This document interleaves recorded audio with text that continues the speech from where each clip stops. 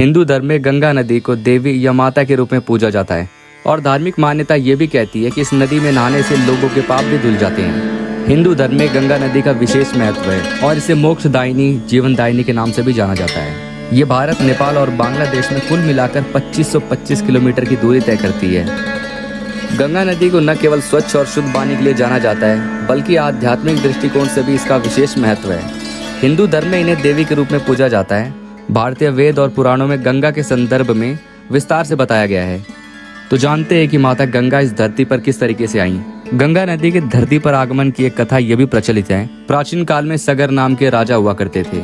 ये अपने साम्राज्य को बढ़ाना चाहते थे और साम्राज्य बढ़ाने के लिए ये अश्वमेध यज्ञ का आयोजन करते हैं। अश्वमेध यज्ञ में होता ये था कि एक घोड़े को खुला छोड़ दिया जाता था और ये खुला घोड़ा जहाँ तक जाता था वो टेरिटरी राजा की हो जाती थी जो यज्ञ कर रहा होता है। लेकिन अगर कोई भी उस घोड़े को रोकता था तो जो राजा अश्वमेध यज्ञ कर रहा होता है उसके साथ उसे युद्ध करना पड़ता था।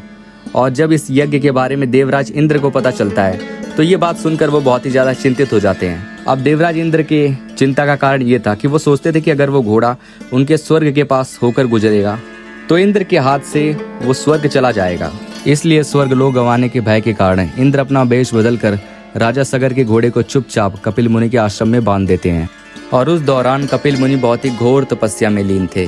जब घोड़े के चोरी की बात राजा सगर को पता चलती है तो ये बात सुनने के बाद राजा सगर बहुत ही ज्यादा गुस्सा होते हैं और कहा जाता है कि राजा सगर के 60,000 पुत्र होते हैं और राजा सगर आवेश में आने के बाद अपने सभी पुत्रों को उस घोड़े को ढूंढने के लिए भेज देते हैं। और जब राजा सगर के पुत्रों को ये पता चलता है कि उनका घोड़ा भरत मुनि के आश्रम पर है तो उनके पुत्र भरत मुनि को ही चोर मान लेते हैं और उनके पुत्र कपिल मुनि से युद्ध करने के लिए पहुंच जाते हैं। ध्यान में लीन कपिल मुनि को जब शोर सुनाई देता है तो वो घटना स्थल पर पहुंचते हैं जहां सगर के पुत्र उन पर घोड़ों के चोरी का इल्जाम लगा रहे थे।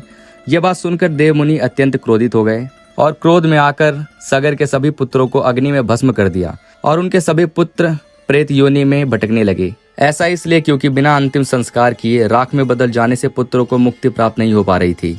राजा सगर के कुल में जन्मे राजा भगीरथी ने अपने पूर्वजों की आत्मा की शांति के लिए भगवान विष्णु की कठोर तपस्या की। तपस्या से प्रसन्न होकर जब भगवान विष्णु ने भागीरथी को दर्शन दिया तो उन्होंने वरदान मांगने के लिए कहा। भागीरथी ने पूर्वजों की आत्मा की शांति के लिए माँ गंगा को धरती पर लाने की प्रार्थना की, लेकिन माँ गंगा धरती पर आने के लिए तैयार नहीं थी। लेकिन उन्होंने एक युक्ति सोची और यह शर्त रखी कि वह अति तीव्र गति से धरती पर उतरेंगी और रास्ते में कुछ भी आएगा उसे वो बहा देंगी। माँ गंगा की ये शर्त को सुनकर भगवान विष्णु चिंता में आ गए और भोलेनाथ से इसका हल निकालने के लिए कहा। तब भगवान विष्णु ने कहा कि वह गंगा को अपनी जटाओं में समाहित कर लें जिससे धरती पर विनाश नहीं होगा। इसके बाद भगवान शंकर ने गंगा को अपनी जटाओं में समाहित किया और इस तरह गंगा धरती पर प्रकट हुई। वैसे इस कहानी के और भी वर्जन हो सकते हैं, तो आपको क्या लगता है? कमेंट करके बताओ।